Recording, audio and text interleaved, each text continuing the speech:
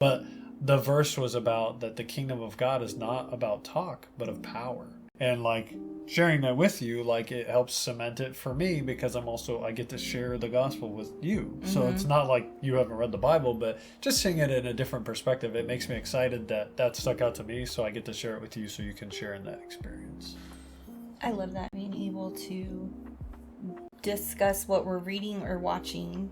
Plus it helps us get out of our, what do we call it, our echo chamber. I think that we really experienced this last year when one of us got stuck in an echo chamber, and it took the other one to bring kind of another perspective to be like, hey, let's take a look at this. It was me. It's okay. You can throw me under the bus. No, I ain't gonna hurt my feelings. I don't mean that.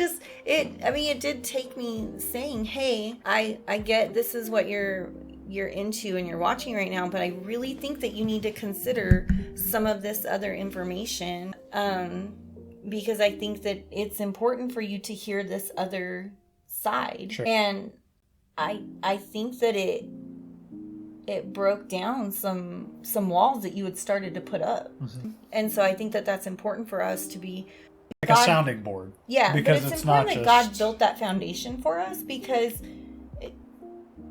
there were times when I didn't feel like I could tell you things that you wouldn't take it well. Sure.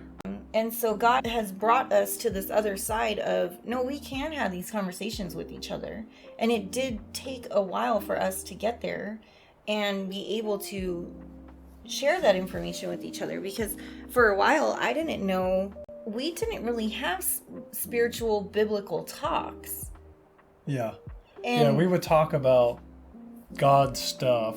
And if we were doing like a study together, we might talk about it. Or if we were doing a small group or something, we might talk about it. But yeah, we never really had those conversations of like, hey, this is what I'm dealing with, or this is what I'm watching. This is how I feel. I would say